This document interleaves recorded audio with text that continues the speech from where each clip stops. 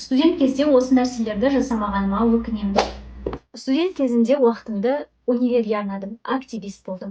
Және де осы активист болып барлық уақытым соған кететін.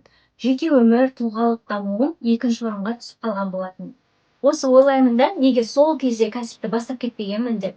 Егер де сол кезде бастап кетсем, нарық бос, конкуренттер аз, доллар төмен, байып кетуге шанс көп деймін да. Налогты қыспайтын деп қоям. Бірақ ойлай бермей бастап кеткеніме қуанамын. Неге? Себебі аз вложениемен кез келген адам жасап кете алатын кәсіби бизнесін таңдаған болатынмын. Бар жоғы 50 мың теңгемен ғана өзімнің кәсібімді осыдан 4 жыл алдын бастаған болатынмын. Қазіргі таңда миллиондаған обороттар айналдырып жатырмын. Аллаға шүкір. Егер де сіз де студент болсаңыз, уақытыңызды босқа кетірмей, қазір кәсіп түрімен, именно осы онлайн кәсіби кәсіптермен айналыссаңыз, сізге берекелі, табыстырақ және де өміріңізді өкінбейтіндей өткізуге бастап кетесіз деп ойлаймын. Кәсіби туралы толығырақ ақпаратты менің каналымнан көре аласыз, және де мен сізді сопровождать етіп көмектесе аламын.